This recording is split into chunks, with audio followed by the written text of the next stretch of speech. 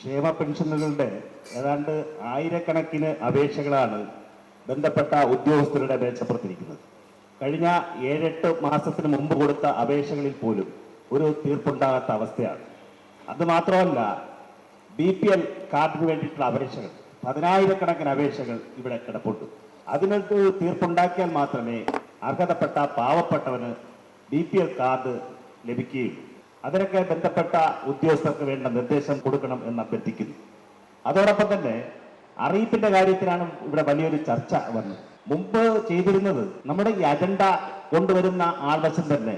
ഇവിടെ ഇപ്പോൾ ദീപക് ഒരു നോട്ടീസ് കാണിച്ചു. ആ നോട്ടീസ് എനിക്ക് കിട്ടിയിട്ടില്ല, ഇവിടെ ഇരിക്കുന്ന ബഹുഭൂരിപക്ഷം കൗൺസിലർമാർക്ക് കിട്ടിയിട്ടില്ല.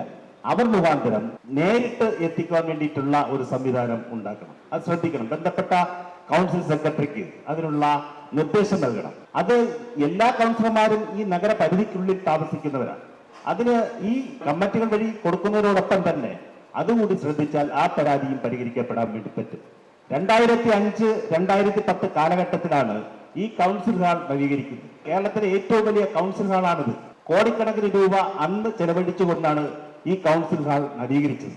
ഈ മൈക്കുകൾ പോലും ഇന്ന് പ്രവർത്തനക്ഷമമല്ല. മറ്റൊരു കുറവും ഇവിടെ ഇല്ല. ബന്ധപ്പെട്ട വിദഗ്ധരെ കൊണ്ട് പരിശോധിപ്പിച്ച് ഈ മൈക്കുകൾ പ്രവർത്തനക്ഷമമാക്കാൻ വേണ്ടിയിട്ടുള്ള നിർദ്ദേശമുണ്ടാകണം. നമ്മുടെ പൊതുവെയുള്ള ഒരു അവസ്ഥ തന്നെയാണ് യൂസ് ആൻഡ് ത്രോ.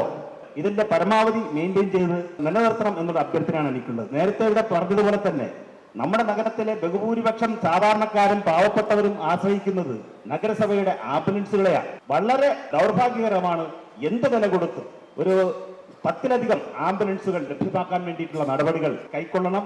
എല്ലാ നല്ല കാര്യത്തിനും പ്രതിപക്ഷമെന്നോ ഭരണപക്ഷമെന്നോ വ്യത്യാസമില്ലാതെ നേർക്കൊപ്പം ഉണ്ടാകണം എന്നാണ് എനിക്ക് പറയാനുള്ളത്. Corporation of Thiruvananthapuram.